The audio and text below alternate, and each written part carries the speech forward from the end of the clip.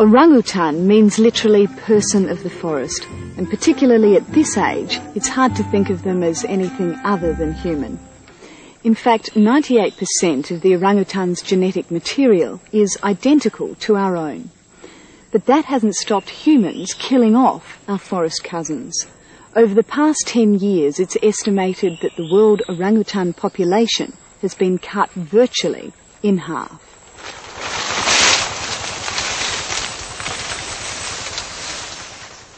There are now no more than 27,000 orangutans.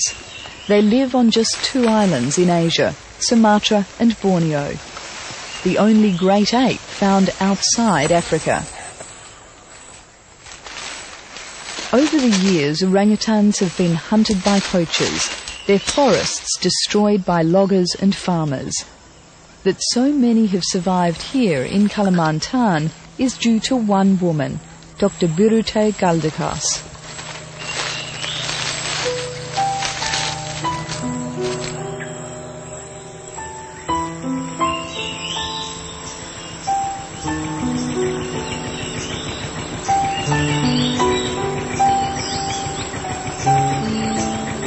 It's 23 years since Dr. Galdikas and her first husband ventured up the Sekonya River in a dugout canoe.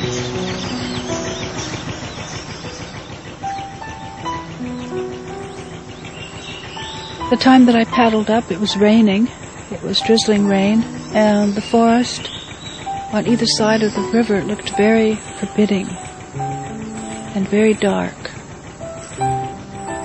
Inspired by Jane Goodall's study of chimpanzees and Diane Fossey's work with gorillas, the young college graduate wanted to observe the other great primate, the orangutan. I was very curious about orangutans. I wanted to find out everything there was to know about how wild orangutans live.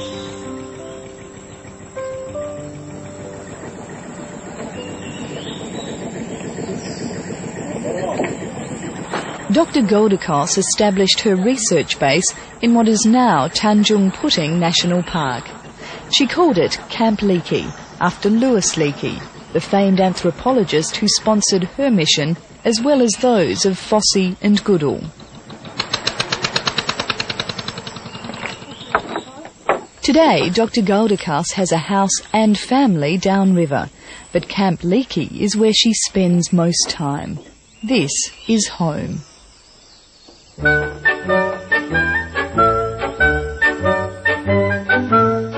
The early days around camp were bedlam. Dr. Galdikas soon found herself not only scientist, but mother, nurse and role model for an unwieldy brood of orphaned and ex-captive orangutans. I mean, there were orangutans tearing up my mattress, there were orangutans turning on the radio, there were orangutans, trying to, putting eggs and flour together and stirring them, trying to make pancakes, which they'd seen our cook do. There were orangutans, literally climbing up the walls. Yeah, there were orangutans carrying mosquito nets, into the trees and sort of making their own little, putting mosquito nets over their nests.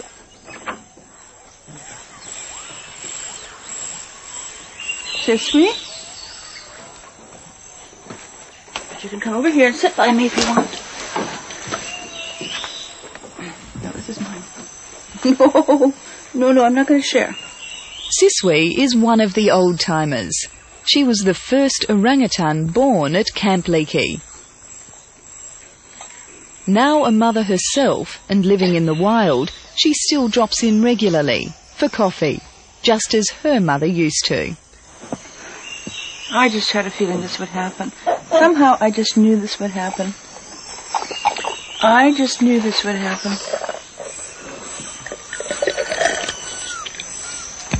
That's what happens to my morning coffee. It's impossible to drink it here. I have to stay inside the house.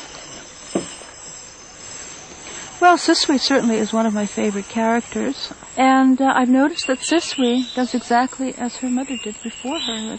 But Siswi learned from her mother. Her mother's friendship with me. And Siswi is a very smart orangutan. What makes orangutans special? I think everything about them. Their intelligence, their curiosity, their gentleness, their appearance, their behavior, everything. And also the fact that they are very, very closely related to humans. When you look into the eyes of an orangutan, the eyes that are reflected back are basically our own. Like humans, orangutans have a great capacity for learning. 16 years ago, Dr. Gary Shapiro spent several months at Camp Leakey teaching sign language to a young orangutan called Princess. Binti, Dr. Goldacos's son, learnt at the same time, and the two youngsters were often seen conversing. Princess is still a quick learner, but these days she's giving priority to more practical skills. There you go. Good girl. Beautiful. She works better than we do. There you go.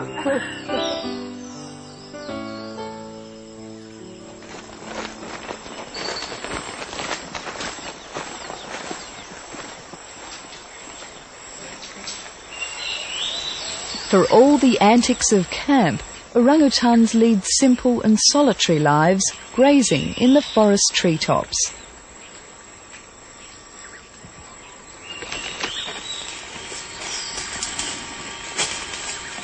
Dr. Goldacos has spent most of her days following them, documenting their habits and charting their life cycle.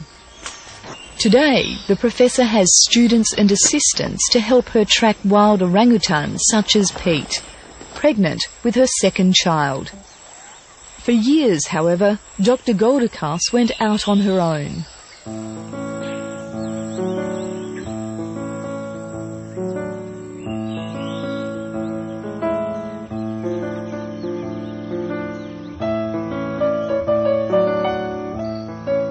She once followed an orangutan for 100 days, noting its every move, resting only after it had nested for the night. I would get so lonely that I would look up into the trees and feel this yearning to be friends with that wild orangutan that I was following. And the wild orangutan would look down at me, and I saw no such yearning in her eyes. An orangutan is genetically programmed by millions of years of evolution to live alone. You know, orangutans can be Clint Eastwood. You know, orangutans can turn their backs after all is said and done and ride off into the sunset. But we humans, our evolution really never gave us that privilege. When we do that, you know, we are turning our backs on our own biology. Dr. Goldacos has seen what other primatologists have only read about. Blood-curdling fights between jealous males, orangutans mating and giving birth. Most of the time, however, this is not an exciting spectator sport.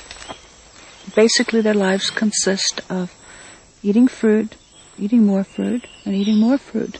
How important is this forest for the survival of the orangutan? Well, if this forest were opened up, the orangutans in this area would go extinct. It's that simple.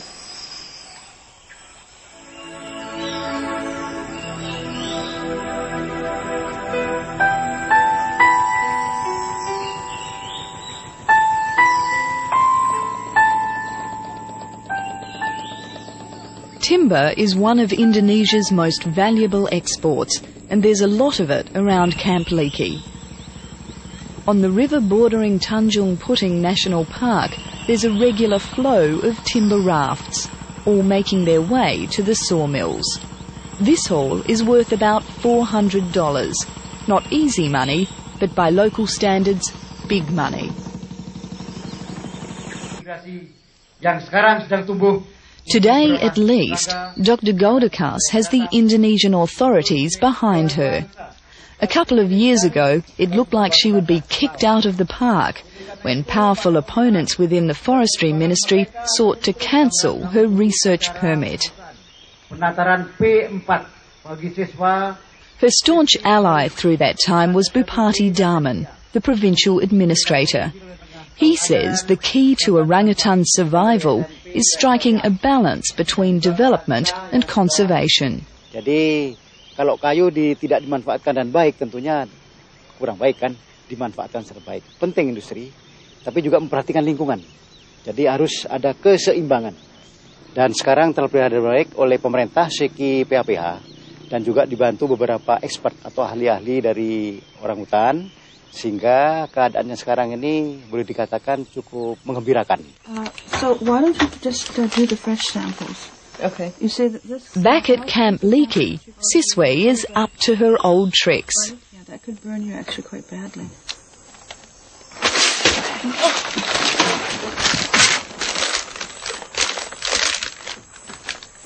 She says, I want a food sample too.